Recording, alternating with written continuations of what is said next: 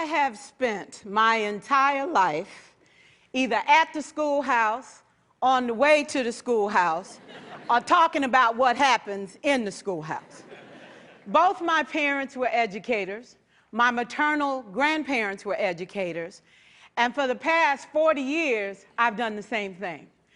And so needless to say, over those years, I've had a chance to look at education reform from a lot of perspectives. Some of those reforms have been good, some of them have been not so good. And we know why kids drop out. We know why kids don't learn. It's either poverty, low attendance, negative peer influences. We know why. But one of the things that we never discuss, or we rarely discuss, is the value and importance of human connection. Relationships. James Comer says that no significant learning can occur without a significant relationship. George Washington Carver says all learning is understanding relationships. Everyone in this room has been affected by a teacher or an adult. For years, I have watched people teach. I have looked at the best and I've looked at some of the worst. A colleague said to me one time, they don't pay me to like the kids. They pay me to teach a lesson. The kids should learn it. I should teach it. They should learn it. Case closed. Well, I said to her, you know, kids don't learn from people they don't like.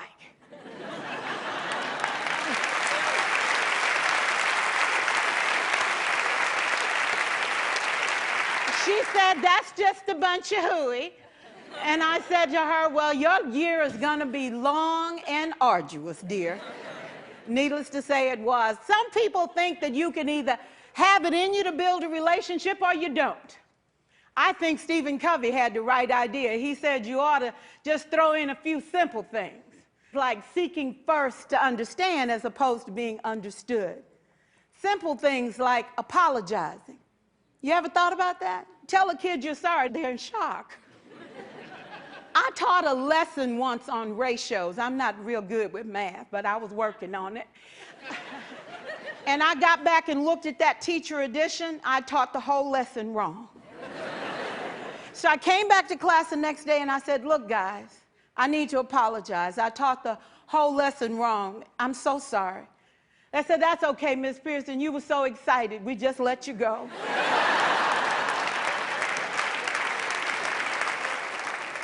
I have had classes that were so low, so academically deficient that I cried. I wondered, how am I going to take this group in 9 months from where they are to where they need to be? And it was difficult. It was awfully hard.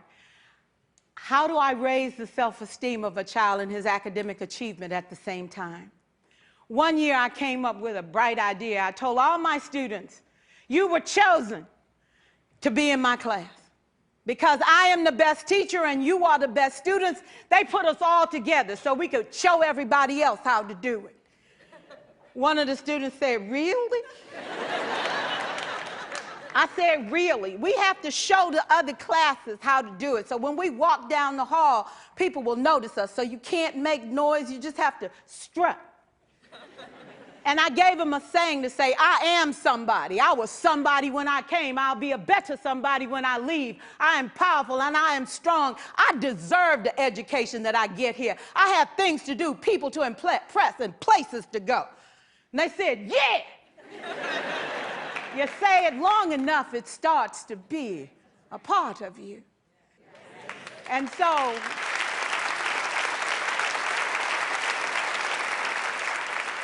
I gave a quiz, 20 questions. Student missed 18. I put a +2 on this paper and a big smiley face. He said, Miss Pierson, is this an F? I said, yes. He said, then why'd you put a smiley face? I said, because you on the roll. You got 2 right, you didn't miss them all. I said, and when we review this, won't you do better? He said, yes, ma'am, I can do better. You see, -18 sucks all the life out of you. +2 said, I ain't all bad.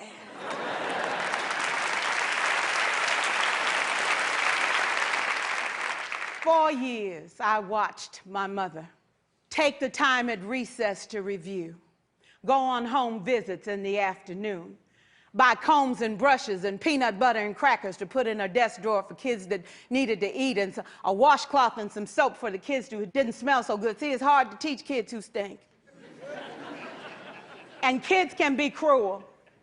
And so she kept those things in her desk, and years later, after she retired, I watched some of those same kids come through and say to her, you know, Miss Walker, you made a difference in my life. You made it work for me. You made me feel like I was somebody when I knew at the bottom I wasn't. And I want you to just see what I've become. And when my mama died 2 years ago at 92, there were so many former students at her funeral. It brought tears to my eyes, not because she was gone, but because she left a legacy of relationships that could never disappear. Can we stand to have more relationships? Absolutely. Will you like all your children? Of course not. And you know your toughest kids are never absent. Never. You won't like them all, and the tough ones show up for a reason. It's the connection, it's the relationships. And while you won't like them all, the key is they can never, ever know it. So teachers become great actors and great actresses, and we come to work when we don't feel like it, and we listen to policy that doesn't make sense, and we teach anyway. We teach anyway because that's what we do. Teaching and learning should bring joy.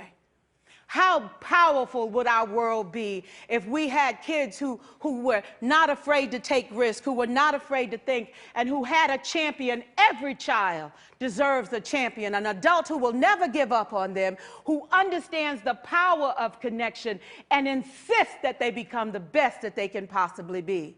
Is this job tough? You betcha. Oh God, you betcha. But it is not impossible. We can do this. We're educators. We're born to make a difference.